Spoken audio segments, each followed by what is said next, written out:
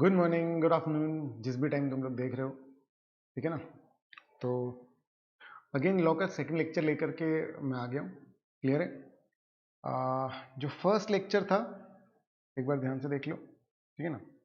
हमने पढ़ा था व्हाट इज लॉ, क्या होता है, आ रहा है समझ में, ठीक है ना। कौन बनाता है, कौन फॉलो करता है, क्या मीनिंग है लॉ का, आ रहा है समझ में, क्यों हम पढ़ रहे हैं, नहीं निभाया तो क्या होगा, क्लियर है, और क्यों आपको पता होना चाहिए लॉ के बारे में, क्लियर है। ये सारा कुछ जो है वो हमने पढ़ा था लास्ट क्लास में, हमने ये सारा कुछ पढ़ा था। क्लियर है गाइस, ठीक है ना।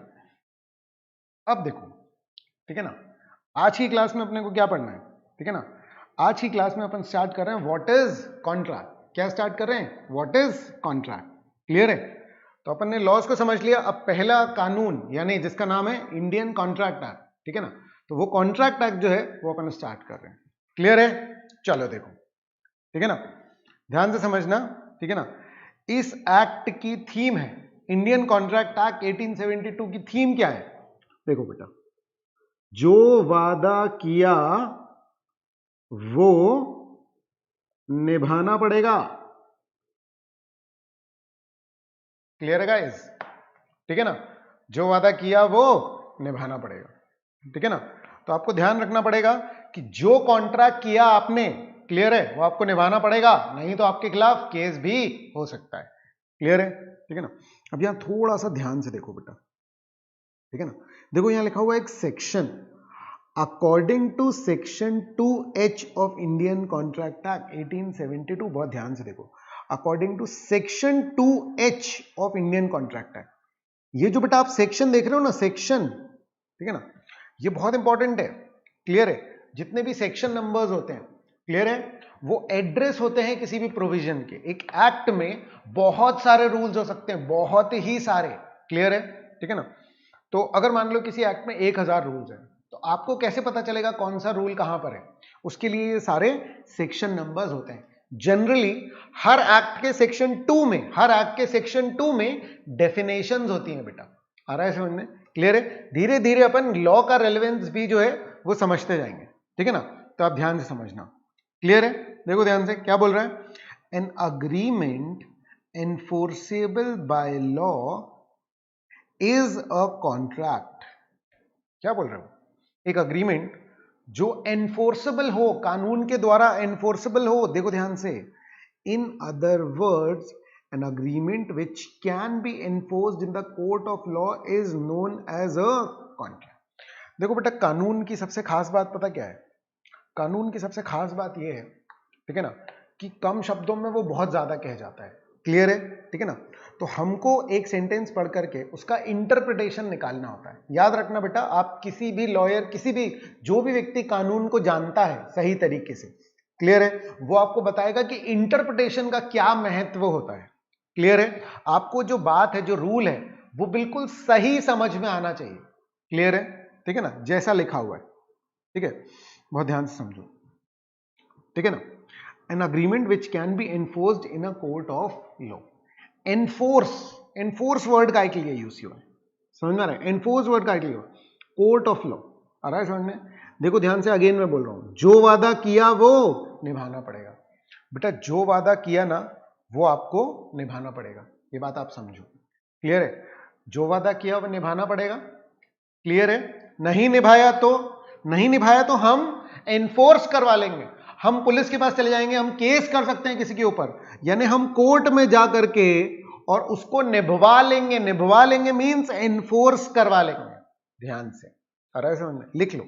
एनफोर्स करने का मतलब लिख लो। एनफोर्स करने का यहां पर जेनरिक मतलब है कि निभवा लेंगे बेटा हम।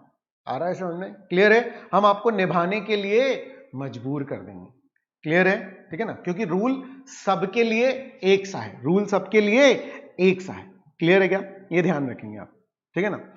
तो इसी डेफिनेशन को हम थोड़ा सा और एनालाइज करते हैं। Analysing this definition of contract, it appears that a contract must have the following 2 elements.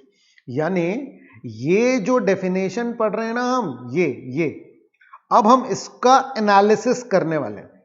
समझ में आ रहा है, इस चीज का हम मीनिंग अब समझने वाले हैं। क्लियर है। तो इसमें 2 बातें की गई हैं बेटा।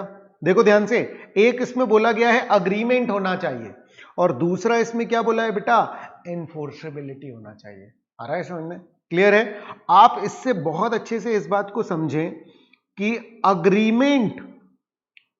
अग्रीमेंट जो है और जो कॉन्ट्रैक्ट है, नॉर्मली अपन अग्रीमेंट को ही क्या बोलने लग जाएंगे, कॉन्ट्रैक्ट, लेकिन थोड़ा सा इनके बीच में क्या है बेटा, डिफरेंस। आ रहा है समझ में? थोड़ा सा इनके बीच में क्या होगा, डिफरेंस। क्लियर है क्या? ठीक है ना? एक कॉन्ट्रैक्ट कैसा होता है समझो, एक कॉन्ट्रैक्ट कैसा होता है, ठीक है ना? ये तो क्या नॉर्मल है, ठीक है ना? आप कहीं पर भी मॉल से जाकर के कुछ चीजें खरीद करके लेकर के आए, ये क्या है बेटा, ये भी एक कॉन्ट्रैक्ट है। आ रहा है समझ में? ठीक है ना? एक अग्रीमेंट आ रहा है समझ में, एक ऐसा अग्रीमेंट जो एनफोर्सेबल हो बाय लॉ। लॉ मतलब कानून, मतलब पुलिस, कोर्ट, ये सारे को अपन क्या बोलेंगे, लॉ। क्लियर है? ठीक है ना? तो आपका क्या बन जाता है, कॉन्ट्रैक्ट। ध्यान से देखो बेटा, एक अग्रीमेंट अगर एनफोर्सेबल बाय लॉ है तो वो क्या बन जाता है, कॉन्ट्रैक्ट। क्लियर है? एग्जांपल देखो, Anushka is entering into a contract to do a movie for 5 crore. यानी कि क्या है, कोई एक डायरेक्टर प्रोड्यूसर है, वो बोल रहे हैं कि भैया तुम एक काम करो कि तुम ये मूवी करो और हम तुमको क्या प्रोवाइड करेंगे, हम तुमको 5 करोड़ रुपए देंगे। सिंपल है, ठीक है ना? कि भाई आप हमको कुछ प्रोवाइड करो, हम आपको कुछ प्रोवाइड करेंगे, दैट इज अ कॉन्ट्रैक्ट। आ रहा है समझ में? उन्हें मूवी में एक्ट करना पड़ेगा और बदले में उनको क्या मिलेगा, 5 करोड़ रुपए। क्लियर है? ठीक है ना? तो विराट को भी बताई अनुष्का ने ये बात। आ रहा है समझ में, कि वो इमरान हाशमी के साथ एक मूवी साइन कर रही। क्लियर है? ठीक है ना? बहुत सारे प्रकार के कॉन्ट्रैक्ट्स होते हैं बेटा, देखो जरा, ठीक है ना? You dine out in a hotel, आ रहा है समझ में, ठीक है? आप बाहर खाना खाने जाते हो और खाने के लिए पेमेंट करते हो, that is also a contract. You travel in airplane from Jabalpur to Delhi, अगर मान लो आप कहीं पर भी जाते हो तो दैट इज अ कॉन्ट्रैक्ट। आपने एक ऐप डाउनलोड करी है अपने मोबाइल में, that is also a contract बेटा, that is also a contract. आ रहा है समझ में? आप करते हो ना आई अग्री, जैसे आप उसको करोगे प्ले स्टोर से डाउनलोड, आई अग्री जो होता है, समझ में आ रहा है, that is actually acceptance to the contract. Clear है? When anybody joins a job, तो जॉब करना भी क्या होता है बेटा, एक अग्रीमेंट है। क्लियर है? इस बात को ध्यान से समझ लो। ये सारे जो है एग्जांपल्स हैं। देखो समझो, अगर आपको कुछ भी थोड़ा सा भी फास्ट लगता है तो आप वीडियो की स्पीड को कम कर सकते हैं। क्लियर है क्या? ठीक है ना? तो आप इसकी चिंता मत करना। क्लियर है? ठीक है ना? You can play it again and again. समझ में आ रहा है? ठीक है ना? तो इसलिए मैं जिस भी स्पीड से चल रहा हूं आपको बिल्कुल भी दिक्कत होने वाली नहीं है। क्लियर है? चलो ध्यान से देखो अगेन, ठीक है ना? एनफोर्सेबिलिटी के ऊपर बहुत सारा डिस्कशन है। अगर किसी को ये डाउट आ रहा है कि भैया ये एनफोर्सेबिलिटी का मतलब समझ में नहीं आ रहा है, तो बेटा अभी आगे आने वाला है what is enforceability of an agreement. तो अपन डिटेल में पढ़ने वाले हैं, अपन अग्रीमेंट के बारे में पढ़ने वाले हैं, अपन एनफोर्सेबिलिटी के बारे में पढ़ने वाले हैं, क्योंकि इन दोनों से मिलकर के बनता है बेटा क्या, कॉन्ट्रैक्ट। ये देखो ना, एक अग्रीमेंट और उसकी एनफोर्सेबिलिटी, जब ये दोनों मिल जाते हैं तो बन जाता है क्या, कॉन्ट्रैक्ट। जब ये दोनों मिल जाते हैं तो क्या बन जाता है, कॉन्ट्रैक्ट। और इसका मतलब ये हुआ कि अगर दो लोग आपस में कोई बातचीत तय कर रहे हैं, आ रहा है समझ में, अगर मान लो कोई भी दो लोग आपस में कोई बातचीत तय कर रहे हैं, ए बी से बोल रहा है कि भाई तू मेरी कार खरीदेगा क्या, आ रहा है समझ में, तू मेरी कार खरीद, ये ठेला टाइप का बन गया लेकिन चलो ठीक है, ठीक है ना, ये तू मेरी कार खरीदेगा क्या 5 लाख रुपए में, आ रहा है समझ में, क्लियर है? और बी ने बोला हाँ, आ रहा है समझ में, ये एक्सेप्टेंस उसने दे दी, ठीक है? Then it becomes an agreement. आ रहा है समझ में? ये क्या होता है, अग्रीमेंट। समझ में आ रहा है? सिंस ये बिजनेस टाइप का है, समझ में आ रहा है, एक नॉर्मल ट्रांजैक्शन है, इसलिए ऑटोमेटिकली इसमें क्या है, एनफोर्सेबिलिटी भी है, इसीलिए ये अग्रीमेंट भी है और ये क्या है, कॉन्ट्रैक्ट है। आ रहा है समझ में? क्लियर है? अगर आप अपनी मम्मी के साथ तय करते हो कि भाई आज मैं सब्जी लेकर के आऊंगा और आप मेरा फेवरेट खाना बना देना, आ रहा है समझ में, मैं इतने इतने % लेकर के आऊंगा और आप मुझे एक साइकिल दिला देना, आ रहा है समझ में, क्लियर है? तो ये सारे जो हैं ये सारे अग्रीमेंट हैं। आप बहुत ध्यान से समझना, कुछ अग्रीमेंट सिर्फ अग्रीमेंट होते हैं, जैसे मान लो फैमिली के बीच में कोई अग्रीमेंट हो रहा है, ठीक है, पिताजी और बच्चे के बीच में कोई एक अग्रीमेंट हो रहा है, तो उसको हम अग्रीमेंट बोलेंगे लेकिन कॉन्ट्रैक्ट नहीं बोल पाएंगे, क्योंकि उसमें एनफोर्सेबिलिटी नहीं होगी। तो हम पूरा डिटेल में पढ़ने वाले हैं। अभी मैं बस आपको क्या बता रहा हूं कि कॉन्ट्रैक्ट में दो चीजें होती हैं, अग्रीमेंट और एनफोर्सेबिलिटी। क्या होता है अग्रीमेंट, क्या होती है एनफोर्सेबिलिटी, ये पढ़ना है हमको, ये डिटेल में हम पढ़ते हैं। क्लियर है गाइस? देखो जरा, ठीक है ना। अगर इक्वेशन के फॉर्म में ये बताएं, देखो जरा इक्वेशन के फॉर्म में बता रहे हैं, it can be shown as under contract is equal to agreement plus enforceability of an agreement. Clear है? कोई भी दो लोग जो बातें तय कर लेते हैं, अगर वो थोड़ी भी फॉर्मल है, अगर वो थोड़ी भी क्या है, फॉर्मल है, तो automatically it becomes a contract, क्योंकि उसमें क्या आ जाती है, एनफोर्सेबिलिटी। अब क्वेश्चन ये है कि भैया अग्रीमेंट क्या है, और बताइए हमको कि भैया एनफोर्सेबिलिटी क्या है। चलो तो समझते हैं हम लोग कि अग्रीमेंट क्या है। आ रहा है समझने? ठीक है ना। दो लोग, एटलीस्ट दो लोग, दो से अधिक हो सकते हैं, दो लोग अगर कोई बात डिसाइड कर लेते हैं, आ रहा है समझ? अगर कोई बात डिसाइड कर लेते हैं, ठीक है, then it is an agreement. तो वो क्या है बेटा? वो एक अग्रीमेंट है। समझ पा रहे हैं आप? क्लियर है? वो क्या है बेटा? एक अग्रीमेंट। ठीक है ना। चल इसकी लीगल डेफिनेशन देखते हैं। According to section 2H of the Indian contract act, agreement define क्या है? Agreement enforceable by law is a contract. In other words, an agreement which can be enforced in a court of law is known as contract. चलो contract तो इन लोगों ने बता चुके हैं पहले ही, समझ में आ रहा है? ठीक है ना। अब देखो अग्रीमेंट को कैसे डिफाइन किया। अकॉर्डिंग टू सेक्शन 2E, मतलब H में कॉन्ट्रैक्ट के बारे में बताया और E के बारे में, E में बताया है इंडियन कॉन्ट्रैक्ट, एवरी प्रॉमिस, समझ में आ रहा है? तो अग्रीमेंट को किस तरीके से बता रहे हैं? प्रॉमिस की तरह। Promise and every set of promises, set of promises. बेटा बहुत ध्यान से समझना, क्लियर है? ठीक है ना, बहुत ध्यान से समझो। ठीक है, जब एक कॉन्ट्रैक्ट होता है ना, समझ में रहे, तो ए बी से एक प्रॉमिस कर रहा है और बी भी एक ए से प्रॉमिस कर रहा है, ये है सेट ऑफ प्रॉमिस। आप किसी भी कॉन्ट्रैक्ट में देख लो, हर कॉन्ट्रैक्ट में आप भी कुछ प्रोवाइड कर रहे हैं और आपको भी कुछ प्रोवाइड किया जा रहा है। आ रहा है समझ में?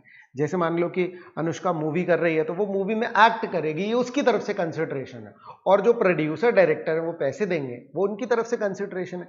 समझ में? आप होटल में खाना खाते हो, तो आप खाना खा रहे हो, आपके लिए ये कंसिडरेशन है, आप पैसे दे रहे हो, सामने वाले के लिए ये कंसिडरेशन है।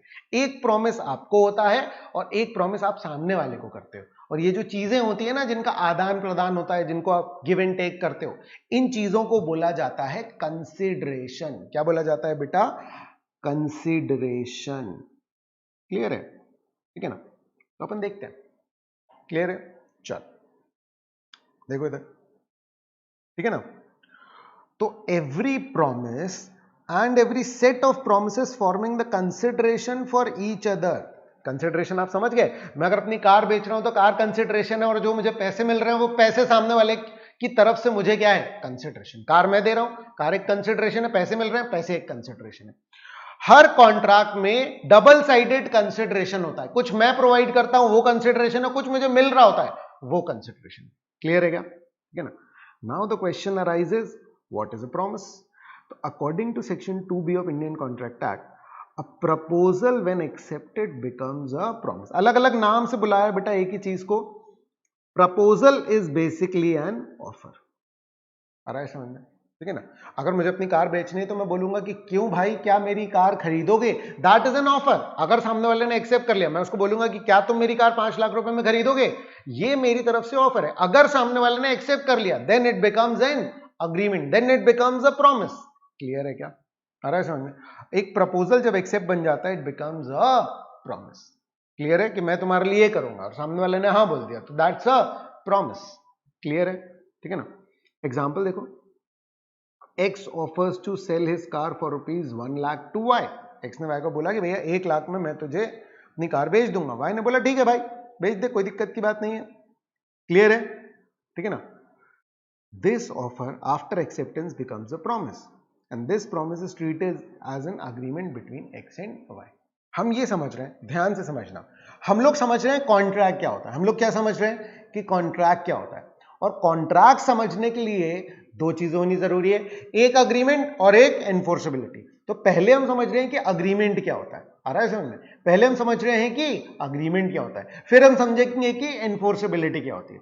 तो अभी तो हम सिर्फ ये बात तय कर रहे हैं कि दो लोग आपस में बातचीत तय कर रहे हैं, that becomes what, that becomes an agreement. आ रहा है समझ में? अभी इसमें एनफोर्सेबिलिटी है, अभी इसमें अगर सामने वाले ने नहीं निभाया तो क्या मैं उसके खिलाफ केस कर सकता हूं या नहीं कर सकता हूं, ये अभी अपने को देखना है कि किस केस में अपन केस कर सकते हैं और कब अपन केस नहीं कर पाएंगे। क्लियर है? इन अदर वर्ड्स, देखो ध्यान से, in other words an agreement consists of an offer by one party and its acceptance by the other. Agreement में दो चीजें होती है, एक होता है ऑफर और एक होता है उसका एक्सेप्टेंस। इक्वेशन के फॉर्म में अगेन इसको अपन कैसे बोल सकते हैं, agreement is equal to offer और प्रपोजल प्लस एक्सेप्टेंस। यानी जैसे ही आप ऑफर और एक्सेप्टेंस को मिला देते हो तो क्या बन जाता है बेटा, अग्रीमेंट। और अग्रीमेंट में क्या मिला देते हो, एनफोर्सेबिलिटी। आ रहा है समझ में? क्या मिला देते हो, एनफोर्सेबिलिटी। तो क्या बन जाता है वो बेटा, वो बन जाता है कॉन्ट्रैक्ट। आ रहा है समझ में? क्लियर है? ठीक है ना? तो भैया एनफोर्सेबिलिटी क्या होती है फिर, आ रहा है समझ में? चलो अब अपन जानते हैं कि एनफोर्सेबिलिटी क्या होती है। क्लियर है? एनफोर्सेबिलिटी क्या होती है, बहुत ध्यान से समझना। क्लियर है? एनफोर्सेबिलिटी मतलब केस कर पाना। एनफोर्सेबिलिटी मतलब अगर तुमने नहीं निभाया ना तो मैं तुम्हारे खिलाफ क्या कर दूंगा, केस कर दूंगा। अगर तुमने नहीं निभाया तो मैं तुम्हारे खिलाफ केस कर दूंगा। यानी दो लोगों ने जो बातें तय की है, समझ में आ रहा है? ठीक है ना? अगर दो लोगों ने बातें तय की है तो अगर वो दोनों एक दूसरे पे केस कर पाएंगे तो इसका मतलब एनफोर्सेबिलिटी है। अगर वो दोनों एक दूसरे पे केस नहीं कर पाएंगे तो इसका मतलब एनफोर्सेबिलिटी नहीं। यानी कुछ अग्रीमेंट्स जिसमें कि दो लोग आपस में एक बात तय कर लेंगे, समझ में आ रहा है, फिर भी अगर एक व्यक्ति ने दूसरे की बात नहीं मानी तो वो दूसरे पे केस नहीं कर पाएगा। इसका मतलब उस अग्रीमेंट में क्या है, एनफोर्सेबिलिटी नहीं है। तो वो सिर्फ एक अग्रीमेंट रह जाएगा और वो कॉन्ट्रैक्ट नहीं बनेगा। वहीं ऑन द अदर हैंड अगर मान लो क्या होता है, एक ऐसा अग्रीमेंट जो फॉर्मल है, समझ में आ रहा है, जिसमें एनफोर्सेबिलिटी है, उसको अगर एक पार्टी ने, किसी भी एक पार्टी ने, दो पार्टी के बीच में होता है कॉन्ट्रैक्ट, किसी भी एक पार्टी ने अगर नहीं निभाया तो दूसरी पार्टी उस पर केस कर देगी। तो केस करने का पावर, एनफोर्सेबिलिटी को क्या बोलोगे अपन, आम भाषा में इसको अपन ऐसे बोल सकते हैं, ठीक है ना, केस करने का, केस जानते हो ना कि मैं पुलिस में केस कर दूंगा, कोर्ट में केस कर दूंगा, केस करने का पावर। किस अग्रीमेंट में केस करने का पावर होता है और किस अग्रीमेंट में केस करने का पावर नहीं होता है। क्लियर है क्या? ठीक है ना? बहुत ध्यान से समझो, ठीक है ना? तो अगर एनफोर्सेबिलिटी है, अगर केस करने का पावर है तो वो अग्रीमेंट कॉन्ट्रैक्ट है। अगर केस करने का पावर नहीं है तो वो अग्रीमेंट सिर्फ अग्रीमेंट है लेकिन वो कॉन्ट्रैक्ट नहीं। आ रहा है क्या समझ में? क्लियर है? चलो देखते हैं, ठीक है ना? An agreement is said to be enforceable by law if it creates some legal obligation. बहुत ध्यान से देखो, ध्यान से क्या बोल रहा है, एक अग्रीमेंट जो है it is said to be enforceable by law if it creates some legal obligation. Obligation क्या होता है, ऑब्लिगेशन क्या होता है बेटा, ऑब्लिगेशन मतलब कि कुछ जिम्मेदारी। आ रहा है समझ में? ठीक है ना?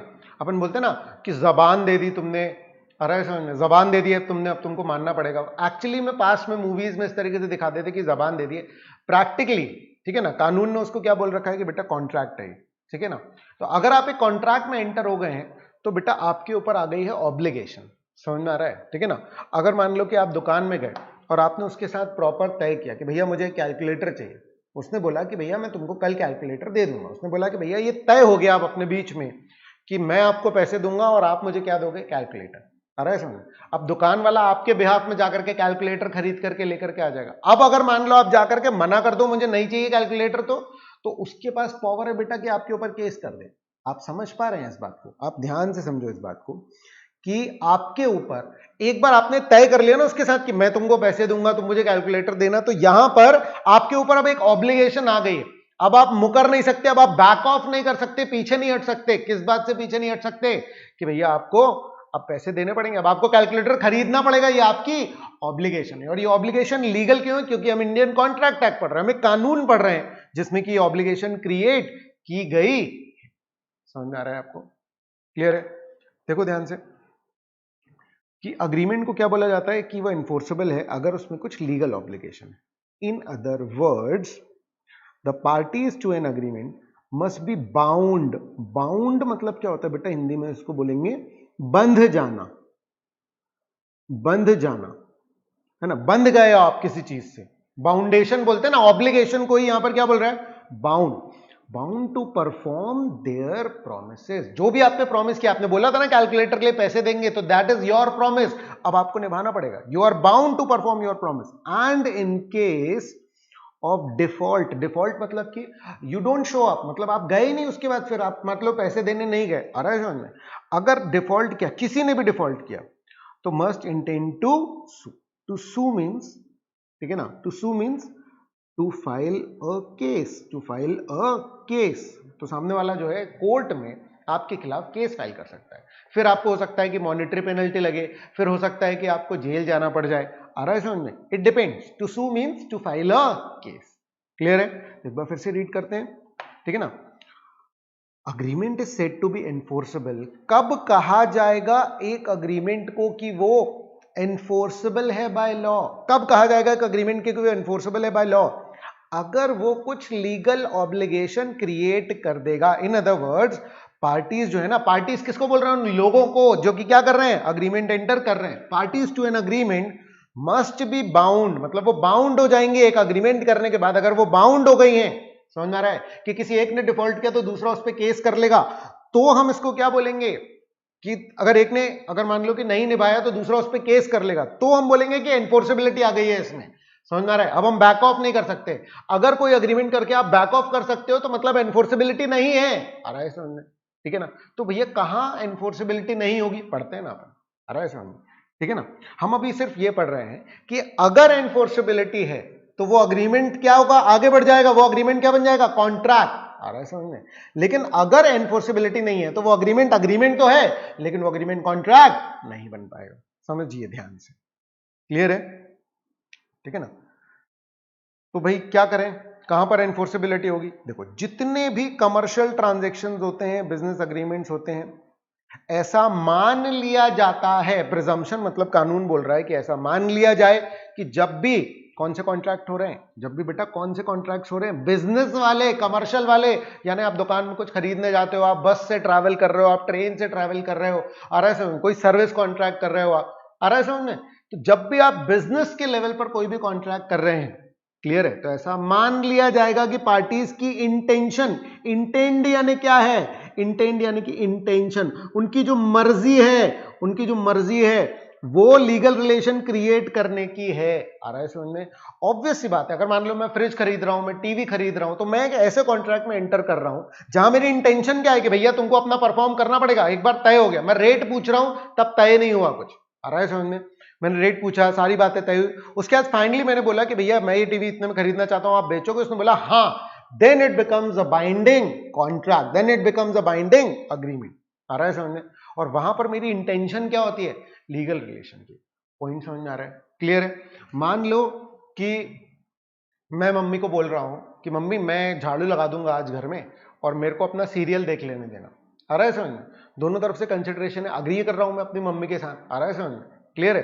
तो मम्मी ने बोला कि ठीक है भाई, तुम झाड़ू लगा दो, ये तुम्हारा तो कंसिडरेशन हो गया, हम तुम्हें सीरियल देखने देंगे, ये हमारी तरफ से कंसिडरेशन हो गया। अब मैंने झाड़ू लगा दी, उसके बाद फिर मम्मी बोली कि नहीं नहीं अभी नहीं देखने देना, कल देखने देंगे। तो मम्मी ने अपना क्या किया, परफॉर्मेंस क्या कर दिया, बैक ऑफ कर दिया। समझ में आ रहा है? क्या मैं केस कर सकता हूं मम्मी पे? आ रहा है समझ में? अग्रीमेंट यहां भी हुआ लेकिन यहां पर केस नहीं हो सकता। आ रहा है समझ में? क्यों नहीं हो सकता, कैसे हम पता लगाएंगे, चलो देखते हैं। तो सबसे पहला पॉइंट क्या हुआ कि बिजनेस और कमर्शियल जितने भी ट्रांजैक्शन है, बिजनेस वाले जितने भी अग्रीमेंट्स होंगे, वहां पर एनफोर्सेबिलिटी मान ली जाए कि है। वहां पर आपको बोलने की जरूरत नहीं पड़ेगी कि एनफोर्सेबिलिटी है या नहीं, वहां पर मान लिया जाएगा। क्या मान लिया जाएगा? कि एनफोर्सेबिलिटी ऑटोमेटिकली है। समझ गए आप? चलो देखते हैं, आगे देखते हैं। क्लियर है? ठीक है ना। एग्जाम्पल देखते हैं। एक्स ने अपनी कार वाई को बेचने के लिए कहा। एक्स ने बोला कि भैया मेरी कार खरीदेगा क्या, 1 लाख रुपए में। वाई ने ये ऑफर एक्सेप्ट कर लिया। वाई ने बोला ठीक है भाई, कोई दिक्कत नहीं है, बढ़िया कार है, 1 लाख में मैं खरीदता हूं। तो ये जो अग्रीमेंट है, क्या आपको लग रहा है ये बिजनेस टाइप का है? आ रहा है समझ में? क्या ये कमर्शियल नेचर का है? हाँ, ये कमर्शियल नेचर का है। आ रहा है समझ में? तो automatically it creates legal obligation. आ रहा है समझ में? इन दिस अग्रीमेंट अगर एक्स मना कर दे बेचने से, फिर एक बार तय हो गया, उसके बाद अगर मना करेगा या वाई खरीदने से मना कर दे, आ रहा है समझ में? तो जो दूसरी पार्टी है, एक्स मना करेगा तो वाई, वाई मना करेगा तो एक्स, जो दूसरी पार्टी है वो क्या कर सकती है? File a suit. File a suit यानी कि कोर्ट में केस फाइल कर सकते हैं। File a suit in a court of law. आ रहा है समझ में? कोर्ट में केस फाइल कर देंगे for the breach of contract. बेटा ब्रीच वर्ड का क्या मतलब होता है? तोड़ना। तोड़ना। क्या तोड़ना? कॉन्ट्रैक्ट। आ रहा है समझ में? कॉन्ट्रैक्ट तोड़ने को क्या बोलते हैं? Breach of contract. आ रहा है समझ में? तो अगर आपने कोई बात तय करके नहीं निभाई तो उसको क्या बोला जाता है? कि आप ब्रीच कर रहे हो कॉन्ट्रैक्ट को। आप कॉन्ट्रैक्ट क्या कर रहे हो? ब्रीच कर रहे हो। समझ में आ रही है क्या बात? क्लियर है? ठीक है ना? तो देखो बेसिकली अगर मान लो कि फादर और सन के बीच में कोई कॉन्ट्रैक्ट, कोई अग्रीमेंट हो रहा है, आ रहा है समझ में? तो उसको आप कॉन्ट्रैक्ट नहीं बोल सकते। समझ में आ रहा है? क्योंकि इसमें अगर एक पार्टी फिर बैक ऑफ हो जाए तो क्या होगा? तो फिर वहां लीगल इंटेंशन नहीं। समझ में आ रहा है? क्लियर है? ठीक है ना? ठीक है ना? ये कुछ ऐसे ही है। समझ में आ रहा है कि my life my rules let's go for um easy, तो बोल रहे नहीं नहीं मम्मी अलाउ नहीं करेंगे। तुमने किसी अपने फ्रेंड को क्या किया? बर्थडे पार्टी में इनवाइट किया। तुमने अपने फ्रेंड को क्या किया बेटा? बर्थडे पार्टी में इनवाइट किया। आ रहा है समझ में? तो तुमने ऑब्वियस सी बात है, इट्स अ कॉन्ट्रैक्ट, तुमने इट्स एन अग्रीमेंट। आ रहा है समझ में? तुमने उससे तय किया कि भाई तू मेरी पार्टी में आएगा, उसने बोला हाँ, एक्सेप्ट हो गया। समझ में आ रहा है? अब वो नहीं आया तो क्या मैं उसके ऊपर केस कर सकता हूँ? आ रहा है समझ? बिल्कुल भी नहीं। आ रहा है समझ में? क्यों नहीं कर सकता मैं उसके ऊपर केस? क्योंकि ये डोमेस्टिक नेचर का है। अभी अपन देखते हैं। आ रहा है समझ में? अभी अपन देखते हैं इसको। क्लियर है? ये लिखा हुआ है यहां पर। समझ में आ रहा है? इन केस ऑफ सोशल, पॉलिटिकल और डोमेस्टिक अग्रीमेंट्स, अगर मान लो कि क्या हो रहा है, सोशल लेवल के, सोशल लेवल मतलब माँ बाप बच्चे के बीच में, ठीक है ना? डोमेस्टिक जो है वो भी हो गए, आप अपने दोस्त के साथ कुछ बातचीत तय कर रहे हो, सोशल उसमें आ गया कि अपने दोस्त ने आपको बर्थडे पार्टी में इनवाइट किया, तय कर लिया, लेकिन आप फिर बैक ऑफ कर गए, यानी कि आपने एक वादा किया लेकिन वादा करके आप मुकर गए, तो क्या यहाँ पर केस हो सकता है? नहीं हो सकता, क्योंकि सोशल अग्रीमेंट्स में एनफोर्सेबिलिटी नहीं होती।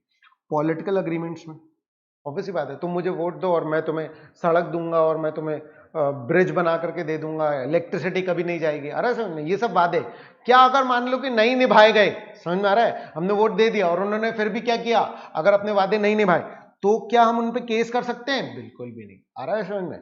तो पॉलिटिकल और डोमेस्टिक यानी जो घरेलू अग्रीमेंट्स होते हैं, समझ में आ रहा है? माँ बाप के बीच में, आ रहा है समझ में? ठीक है ना? बच्चों के साथ, समझ में आ रहा है? दोस्तों में, भाई बहन के बीच में जो अग्रीमेंट्स होते हैं, ये सारे के सारे डोमेस्टिक लेवल के हैं। यानी यहां पर आपने कोई चीज तय की, आपने कोई वादा किया और उसके बाद आप बैक ऑफ कर गए। अगर आप उसमें बैक ऑफ कर गए बेटा, तो फिर आपके ऊपर कोई केस नहीं हो सकता। आपके ऊपर कोई केस नहीं हो सकता, तो वो सिर्फ अग्रीमेंट है। याद रखना बेटा, इंडियन कॉन्ट्रैक्ट एक्ट में हम कॉन्ट्रैक्ट्स की बात कर रहे हैं। आ रहा है समझ में?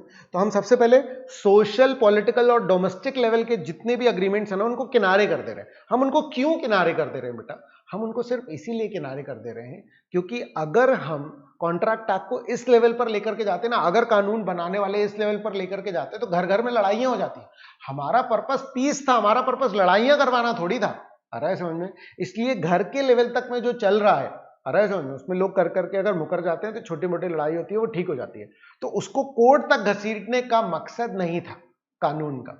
आ रहा है समझ में? इसलिए सबसे पहले इनको हमने किनारे कर दिया। हमने कहा कि हम बेसिकली कानून क्यों बना रहे हैं? ताकि कमर्शियल नेचर में, कमर्शियल कॉन्ट्रैक्ट में कोई वादा करके मुकर ना पाए। लेकिन हम घरेलू बातों को हम छोड़ दे रहे हैं, उसको ये कानून नहीं छेड़ रहा है। तो वहां पर अगर किसी ने बैक ऑफ किया तो कानून कुछ नहीं कर पाएगा।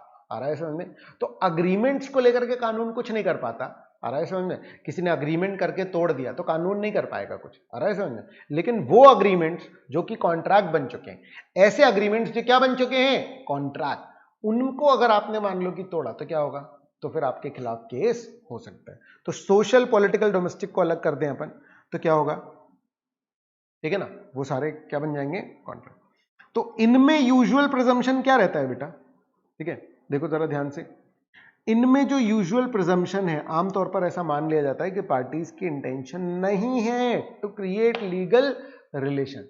पार्टीज की इंटेंशन लीगल रिलेशन क्रिएट करने की बिल्कुल भी नहीं। समझ में आ रहा है क्या आपको? क्लियर है? ठीक है ना? पार्टीज की इंटेंशन लीगल रिलेशन क्रिएट करने की बिल्कुल भी नहीं है। तो आप यहां पर अभी क्या समझ रहे हैं बेटा, आप समझ रहे हैं एनफोर्सेबिलिटी, कि कमर्शियल और बिजनेस ट्रांजैक्शन में तो एनफोर्सेबिलिटी है, डोमेस्टिक पॉलिटिकल लीगल में एनफोर्सेबिलिटी नहीं। देखो ध्यान से बेटा, एग्जाम्पल, एक्स ने अपने फ्रेंड को इन्वाइट किया डिनर पे, वाई ने एक्सेप्ट कर लिया इन्विटेशन, और अगर वादा करके फिर भी वाई नहीं आए डिनर पे, तो क्या एक्स जा सकता है कोर्ट में?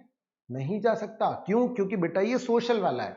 अगर कोई कॉन्ट्रैक्ट करके, जो कार वाला मैंने एग्जांपल दिया, अगर कार वाले में अगर मान लो कि वो कार खरीदने ना आए या वो पैसे ना दे, तो क्या आप कोर्ट में जा सकते हो? हाँ बेटा, आप कोर्ट में जा सकते हो, क्योंकि वो सोशल नहीं है, वो कमर्शियल ट्रांजैक्शन है। समझ में आ रहा है क्या आपको? क्लियर है? Similarly in case of domestic agreements, domestic arrangements, parties जो भी अग्रीमेंट कर रही हैं, उनकी इंटेंशन ये बिल्कुल भी नहीं है कि अगर सामने वाले ने नहीं निभाया तो हम कोर्ट में चले जाएंगे। समझ में आ रहा है? So as to make such agreement unenforceable by law. Clear है? ठीक है ना? अब देखो, ठीक है ना, ये पॉलिटिकल कॉन्ट्रैक्ट है। अब political promise, no enforceability. Clear है क्या? समझ में आ रहा है? ठीक है ना? बेस्ट फ्रेंड कॉन्ट्रैक्ट बना लिया, आ रहा है समझ में? क्या ये एनफोर्सेबल होगा? नहीं, this is an agreement and not a contract. Clear है क्या? ठीक है ना? ठीक है, पॉलिटिशियंस अगर कुछ वादा कर रहे हैं, ठीक है ना, ठीक है, वो तो जब ये बोल रहा है कि जब नदियां नहीं होती तब भी वो ब्रिज बनाने का वादा कर देते हैं, ठीक है। Is this enforceable? Domestic also domestic agreements are not enforceable. तो क्या ये एनफोर्सेबल है ये पॉलिटिकल वाला? बिल्कुल भी नहीं। क्लियर है? चलो अब देखते हैं अपन, the law of contract is not the whole law of agreement. बेटा लैंग्वेज जो है वो आपको टफ लगेगी, याद रखना, समझ में आ रहा है? लेकिन यही वो लैंग्वेज है जिस पर हमको कमांड हासिल करनी है। आ रहा है समझ में? मैं इसको बहुत सिंप्लीफाइड कर सकता हूं, मैं कर भी दूंगा आपको, समझ में आ रहा है? लेकिन मैंने जो कुछ कुछ लीगल लैंग्वेज है ना, वो एज इट इज रहने दिए बेटा। आ रहा है समझ में? क्यों रहने दिए? क्योंकि आपको इससे फेमिलियर होना ही पड़ेगा। समझ में आ रहा है? तो अगर ये टफ लग रहा है तो आप सिंपल वाले एक्सप्लेनेशन पे जा सकते हैं, आप ये सुन सकते हैं, समझ में आ रहा है? प्लस मैं आपको नोट्स भी प्रोवाइड करूंगा जो बहुत सिंप्लीफाइड लैंग्वेज में होंगी, रीड करते ही आपको पूरा समझ में आएगा। क्लियर है? लेकिन लीगल लैंग्वेज से हम दूर नहीं हट सकते, क्योंकि कल को आपको एबल बनना है ना कि ये लीगल जो है, जैसे अभी क्या हो रहा है, ये लीगल कंटेंट है, मैं आपको इसका क्या करके दे रहा हूं बेटा? इंटरप्रिटेशन। समझ में आ रहा है? लेकिन आपको क्या जिंदगी भर, समझ में आ रहा है, किसी टीचर के थ्रू ही क्या करना है? इंटरप्रिटेशन करना है। मतलब आपको जब भी कुछ जानना होगा तो क्या किसी के पास जाओगे? समझ में आ रहा है? नहीं, आपको इंटरप्रिटेशन भी सीखना है। समझ रहे हैं आप? आपको खुद कॉम्प्रिहेंड करते आना चाहिए। ये जो लॉ है ना, समझ में आ रहा है, ये एक्चुअली में प्योर इंग्लिश है, बस ये लीगल इंग्लिश है थोड़ी सी। आ रहा है समझ में? तो कानून ने क्या रूल बनाए हैं, वो भाषा उन्होंने ऐसी यूज की है कि आपको टीचर की जरूरत पड़ रही है कि वो आपको उस भाषा को डिकोड करके दे रहा है। आ रहा है समझ में? कि इसका क्या मतलब होगा, इसका क्या इंप्लीकेशन होगा, इस चीज का क्या इंप्लीकेशन होगा, तो मैं वो भाषा आपके लिए डिकोड कर रहा हूं। आ रहा है समझ में? लेकिन मैं वो भाषा डिकोड करके सिर्फ आपको आंसर नहीं देना चाहता हूं। आ रहा है समझ में? मैं आपको वो लैंग्वेज जरूर मैं यहां पर इंक्लूड कर रहा हूं ताकि आपका भी होल्ड आए इस लैंग्वेज में। ये लैंग्वेज अगर आपको टफ लग रही है तो हाँ ये है, आ रहा है समझ में, लेकिन एट द सेम टाइम ये जरूरी भी है। आ रहा है समझ में? ठीक है ना? तो इसका सिंप्लीफाइड वर्जन वैसे भी आपको जो भी है आप सुन लोगे तो भी आपको उसका एक्सप्लेनेशन मिल जाएगा, लिखा हुआ भी मिल जाएगा, कोई दिक्कत की बात नहीं। क्लियर है? ठीक है ना? तो देखो क्या मतलब है इस बात का, the law of contract is not the whole law of agreement nor is it whole law of obligation. ठीक है ना? सबसे पहले यानी ये दो बातें बोल रहा है, कह रहा है देखो भैया ऐसा है कि लॉ ऑफ कॉन्ट्रैक्ट जो है ना वो सारा होल लॉ ऑफ अग्रीमेंट्स नहीं है ना? उसके बाद लगा है नॉर, और ना ही is it the whole law of obligation. दो बातें, समझ में आ रहा है? दो बातें, सारे कॉन्ट्रैक्ट अग्रीमेंट नहीं है, सारे कॉन्ट्रैक्ट ऑब्लिगेशन नहीं है। पहली बात, the law of contract is not the whole law of agreement. ठीक है ना? ध्यान से, ठीक है ना? इसको मैं हिंदी में लिखवा देता हूं बेटा आपको, ठीक है ना? सारे कॉन्ट्रैक्ट्स जो मैं लिखवा रहा हूं बेटा, है ना, वो लिख लेना, सारे कॉन्ट्रैक्ट्स अग्रीमेंट्स होते हैं, लेकिन अरे भैया नॉट लगा है, हाँ हाँ हाँ मुझे पता है, समझ आ रहा है? सारे कॉन्ट्रैक्ट्स अग्रीमेंट्स होते हैं लेकिन सारे अग्रीमेंट्स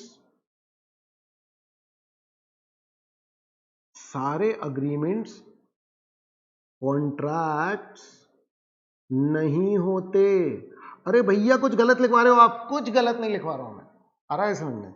बहुत ध्यान से आ रहा है समझ में? मुझे पता है कि मैं क्या करूं। मैं चार्टर्ड अकाउंटेंट हूं बेटा। आ रहा है समझ में? ठीक है ना? मेरी बात ध्यान से समझना। क्लियर है? ठीक है ना? सी अजय अग्रवाल नाम है मेरा। क्लियर है? चलो ध्यान से सुनो। ठीक है ना? सारे कॉन्ट्रैक्ट्स अग्रीमेंट होते हैं, लेकिन सारे अग्रीमेंट्स कॉन्ट्रैक्ट्स नहीं होते हैं। बहुत ध्यान से समझो बेटा। ये देखो, इसको देखो जरा, समझ रहे क्या बोल रहा है? देखो जरा। ठीक है? आप अगर ये देखोगे थोड़ा, ये जो आप देखोगे, समझ रहे, ये जो एरिया है ना, ये पूरा एरिया है। एक्चुअली में पता क्या है? ये पूरा एरिया, ये जो पूरा एरिया है, ये अग्रीमेंट का है। समझ में आ रहा है? ध्यान से देखो, ये मैंने ही बनाया है ना, इसलिए शक मत करना। ऑल अग्रीमेंट, ये हैं सारे के सारे अग्रीमेंट, ये हैं सारे के सारे अग्रीमेंट। अच्छा भैया सारे कॉन्ट्रैक्ट्स अग्रीमेंट? हाँ बेटा सारे। इस बॉक्स में जितनी भी जगह है वो पूरी किसकी है? अग्रीमेंट की। समझ में आ रहा है? ठीक है ना? क्लियर है? लेकिन बेटा ये देखो, ये जो एरिया है, ये जो एरिया है, कॉन्ट्रैक्ट्स का सिर्फ इतना ही एरिया है। बहुत ध्यान से नोटिस करो बेटा, कॉन्ट्रैक्ट्स का सिर्फ इतना ही एरिया है, लेकिन ये अग्रीमेंट के अंदर आ रहा है। सारे कॉन्ट्रैक्ट्स आ गए देखो अग्रीमेंट के अंदर। समझ आ रहा है? ये जो अग्रीमेंट का बक्सा है, इसके अंदर है सारे कॉन्ट्रैक्ट। समझ आ रहा है? यानी सारे कॉन्ट्रैक्ट, जितने भी कॉन्ट्रैक्ट हैं यहां पर, वो सब अग्रीमेंट के तो अंदर ही है। इसका मतलब ऑल कॉन्ट्रैक्ट्स आर अग्रीमेंट। समझ में आ रहा है? बस ये एनफोर्सेबल है। ये क्या है बेटा? एनफोर्सेबल। समझ में आ रहा है? क्लियर है? बट ये जो एरिया है, ये जो खाली है, ये वाला एरिया अग्रीमेंट का तो है, लेकिन ये एरिया किसका नहीं है बेटा? अग्रीमेंट का तो है, लेकिन कॉन्ट्रैक्ट का नहीं है। तो देखो सारे के सारे कॉन्ट्रैक्ट अग्रीमेंट तो हैं, लेकिन सारे अग्रीमेंट कॉन्ट्रैक्ट नहीं है। कैसे समझे भैया इसको हम? देखो, कुछ अग्रीमेंट जो एनफोर्सेबल है वो क्या है? कॉन्ट्रैक्ट। तो कॉन्ट्रैक्ट को आप क्या बोल सकते हो? Enforceable agreement. आ रहा है समझ में? तो कॉन्ट्रैक्ट को तो आप अग्रीमेंट बोल ही सकते हो। आ रहा है समझ में? लेकिन हर अग्रीमेंट को कॉन्ट्रैक्ट नहीं बोल सकते, क्योंकि वो अग्रीमेंट जिनमें एनफोर्सेबिलिटी नहीं है, वो अग्रीमेंट जिनमें क्या नहीं है? एनफोर्सेबिलिटी। समझ आ रहा है? तो वो सारे कौन से होंगे बेटा? वो सारे कौन से होंगे? सिर्फ अग्रीमेंट, कॉन्ट्रैक्ट नहीं होंगे। यानी आप इसको ऐसे समझो कि सोशल अग्रीमेंट जो है वो अग्रीमेंट तो है, लेकिन वो कॉन्ट्रैक्ट नहीं है। लेकिन कमर्शियल जो कॉन्ट्रैक्ट है वो अग्रीमेंट भी है और वो कॉन्ट्रैक्ट भी है। आ रहा है समझ में? क्योंकि ये ऐसा अग्रीमेंट है जो एनफोर्सेबल है। आ रहा है समझ में? तो डोमेस्टिक अगर मान लो है तो वो क्या है? वो क्या नहीं है बेटा? एनफोर्सेबल नहीं है, इसलिए वो सिर्फ अग्रीमेंट है, वो कॉन्ट्रैक्ट नहीं है। क्लियर है? ठीक है ना? तो इसलिए आप इस बात को समझो, अग्रीमेंट, ये एरिया जो है ये कैसा है? Agreement but not enforceable, so not contracts. It means all contracts are agreement but all agreements are not contracts. Clear है क्या? ठीक है ना? यहां देखो बेटा, ये अनएनफोर्सेबल वाले, ठीक है ना, कि ये जो ए है इसका नाम, ये एक्स है बेटा। आ रहा है समझ में? एक्स क्या बोल रहा है बेटा वाई से कि भाई क्या तू मेरे बर्थडे में आएगा? वो कह रहा हाँ मैं जरूर आऊंगा। समझ आ रहा है? फिर बोला कह रहे यार मैं पार्टी में नहीं जा रहा, मना कर दिया उसने। क्या उसके खिलाफ केस हो सकता है? एक्स क्या वाई पर केस कर सकता है? नहीं कर सकता। इसलिए ये सिर्फ अग्रीमेंट है। देखो कितना दुखी हो गया है वो, देखो। आ रहा है समझ में? क्लियर है? ये सिर्फ अग्रीमेंट है, क्योंकि इसमें एनफोर्सेबिलिटी नहीं। बहुत ध्यान से समझो, all agreements are not contracts, all contracts are agreements but all agreements are not contracts. Clear है क्या बेटा? ठीक है ना? देखो ध्यान से, इस एक्सप्लेनेशन को रीड करते हैं अपन। The law of contract is the law of only those agreement which create legal obligation. Contract सिर्फ उन अग्रीमेंट्स की बात करता है जो लीगल ऑब्लिगेशन क्रिएट करते हैं। आप जो भी सेंटेंस है उसको दोबारा सुन सकते हैं बेटा। आ रहा है समझ में? आप इसको बैक कर सकते हैं, आप इस सेंटेंस को दोबारा सुन सकते हैं, आप कहीं पर भी पॉज करके अपने नोट्स बना सकते हैं। क्लियर है क्या? जैसे एक पोर्शन खत्म होता है तो वहां पर आप वीडियो को पॉज करके जो है वो अपने नोट्स जो है वो फ्रेम कर सकते हैं। क्लियर है? देखो ध्यान से, that is an obligation which is enforceable by law. एक ऐसी ऑब्लिगेशन जो कानून क्या कर रहा है, कानून ध्यान रख रहा है, समझ में आ रहा है। माँ बेटे के बीच में कॉन्ट्रैक्ट हो गया तो कानून कुछ नहीं कर लेगा, आ रहा है समझ में, क्योंकि वहां पर एनफोर्सेबिलिटी नहीं है, समझ में आ रहा है।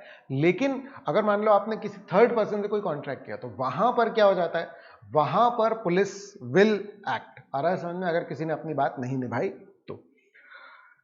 तो an obligation is the duty to do और not to do certain acts. Obligation क्या है, ऑब्लिगेशन ने ड्यूटी, मजबूरी है आपकी, आ रहा है समझ में। आपने क्यों कॉन्ट्रैक्ट एंटर किया, अब आपने कॉन्ट्रैक्ट एंटर किया ना, तो अब आपकी ड्यूटी है कि अब आप उसको क्या करो बेटा, निभाओ, आ रहा है ये समझ में, क्लियर है।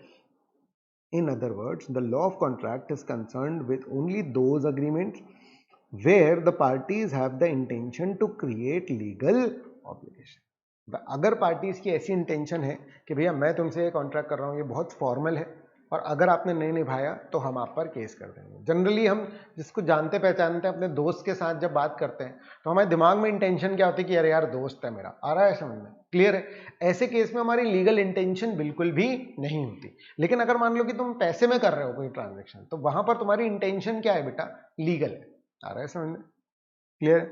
That is the parties are bound to do और not to do certain act in business और commercial agreements. Usual presumption is that the parties intend to create legal obligation. तो इसलिए बिजनेस और कमर्शियल वाले में अपन क्या मान के चलते हैं, यहां पर इंटेंशन है, यहां पर उनकी जो इच्छा है वो क्या है, लीगल ऑब्लिगेशन की है, लीगल इंटेंशन है उनकी, आ रहा है समझ में, ठीक है ना। देखो example, X offers to sell his car to Y for rupees 1 lakh. Y accepts this offer. This agreement, okay, in this agreement, if there is default by either party, an action for breach of contract can be enforced through a court of law, provided all the essential elements of a valid contract are present in this agreement। क्या बोल रहा है वो, कि अगर इसमें contract की सारी बातें हैं, कॉन्ट्रैक्ट की सारी बातें मतलब भैया यहां दिया हुआ है बेटा, अपन अभी पढ़ेंगे पूरा, समझ में आ रहा है, अपन पूरा पढ़ने वाले हैं essentials of a valid contract, कि एक कॉन्ट्रैक्ट में क्या क्या होना चाहिए, क्लियर है। तो बिल्कुल परेशान मत हो उसको लेकर के, ठीक है ना। सबसे पहले ये देखो कि अगर एसेंशियल्स उसमें सारे हैं then it will become a contract, clear है, ये कॉन्ट्रैक्ट हो जाएगा। अब एक बार तय होने के बाद ना एक्स बैक ऑफ कर सकता है और ना ही वाई, क्लियर है, ठीक है ना, ठीक है। तो law of contract is not the law of those agreement which do not create legal obligation. Repetitive discussion है, अगर आप दोबारा से सुनोगे एक्सप्लेनेशन तो आपको समझ में आ जाएगा कि ये बात हम ऑलरेडी कर चुके हैं। मतलब अगर आपकी लीगल रिलेशन में एंटर करने की इंटेंशन है, आ रहा है समझ में, तो मतलब आप कॉन्ट्रैक्ट कर रहे हैं, समझ आ रहा है। लेकिन अगर आप डोमेस्टिक कर रहे हो, आपकी इंटेंशन ही नहीं है लीगल ऑब्लिगेशन लेने की, तो मतलब आप डोमेस्टिक, सोशल या पर्सनल लेवल पर क्या कर रहे हो, कॉन्ट्रैक्ट अग्रीमेंट कर रहे हो, तो उसको हम कॉन्ट्रैक्ट नहीं बोलेंगे, ठीक है ना। In other words, the law of contract is not concerned with those agreements where the parties do not have intention to create legal obligation. In social, domestic, moral, religious agreements, the usual presumption is that the parties do not intend to create legal obligation. समझ में आ रहा है। Moral, मैंने अपने दोस्त के साथ कुछ बातचीत तय की, समझ में आ रहा है कि मैं आज के बाद से कचरा जो है वो डस्टबिन में डालूंगा, आ रहा है समझ में, ठीक है, लेकिन फिर तुमने एक बार कहीं और फेंक दिया, क्लियर है, तो उसके लिए आपको जेल नहीं हो जाएगी अनटिल अनलेस कोई कानून है। जैसे महाराष्ट्र में अगर आप जाओगे तो वहां पर इस चीज के लिए कानून भी है, समझ में आ रहा है। तो भैया महाराष्ट्र में यहाँ नहीं है, हाँ बेटा कुछ ऐसे एक्ट्स होते हैं जो पूरे देश में लागू होते हैं और कुछ जो स्पेसिफिक स्टेट में, इसके बारे में अपन दोबारा से डिस्कशन करेंगे, समझ में आ रहा है। तो वहां पर है, मतलब अगर आपने कचरा फैलाया तो आपके ऊपर केस हो सकता है, क्लियर है, क्योंकि वहां पर एक कानून ऐसा भी बना हुआ है जो स्टेट लेवल पर लागू होता है, क्लियर है। डोमेस्टिक यानी माँ बाप के बीच में, सोशल मतलब फ्रेंड्स वगैरह के बीच में, आ रहा है समझ में, ठीक है ना। रिलीजियस अगर आपने कोई कॉन्ट्रैक्ट किया हुआ है, आपने बोला कि भाई मैं रोज सुबह उठ करके पूजा करूंगा या एनीथिंग ऑफ दैट सॉर्ट, आ रहा है समझ में, अगर आपने वो बात नहीं निभाई, आ रहा है समझ में, अगर आपने ये बात नहीं निभाई तो आपके ऊपर कोई केस नहीं होगा, क्लियर है, ठीक है ना। तो मैं एक और लेक्चर जो है अगर होगा तो मैं आपको प्रोवाइड करवा दूंगा, क्लियर है, ठीक है ना। तो अभी मैं इसको यहीं पर ओवर कर रहा हूँ क्योंकि लगभग 40-44 मिनट्स हो गए हैं, समझ में आ रहा है। तो एक पर्टिकुलर ड्यूरेशन के बाद हमारा दिमाग जो है वो थोड़ा सा काम करना बंद कर देता है। अगेन बेटा मैं फिर एक बार बोलना चाहता हूँ, समझ में आ रहा है, ठीक है ना। अब हम नेक्स्ट जो है वो पढ़ेंगे टाइप्स ऑफ कॉन्ट्रैक्ट। क्लियर है? ठीक है ना, टाइप्स ऑफ कॉन्ट्रैक्ट पढ़ेंगे। ये मेरा नंबर है, ठीक है। तो in case of any doubts, any explanation, आ रहा है समझ में? ठीक है। बहुत सारे बच्चे बेटा मेरे को डाउट्स भेज रहे हैं, मुझे बहुत अच्छा लग रहा है। क्लियर है? ठीक है ना। तो आपको जो भी डाउट्स हैं, ठीक है, आप इस नंबर पे व्हाट्सएप कर सकते हैं। क्लियर है? और आप चाहें तो कॉल भी कर सकते हैं। कॉल कई बार मैं नहीं उठाऊंगा, मैं क्लासेस ले रहा होता हूँ। क्लियर है? ठीक है। या तो मैं बच्चे संभाल रहा होता हूँ, समझ में आ रहा है? ठीक है ना, मेरा बच्चा भी 1 साल का है, ठीक है, तो एक 4 साल का भी है। क्लियर है? ठीक है ना। तो ये मेरा व्हाट्सएप नंबर है, अगर आपको कोई भी डाउट हो तो आप इसमें भेज सकते हैं। क्लियर है? ठीक है। तो कोई भी इशू के लिए आप बिल्कुल कांटेक्ट करें। क्लियर है? ठीक है ना। तो अभी मैं इस लेक्चर को यहीं पर ऑफ कर रहा हूँ। ठीक है, थैंक यू।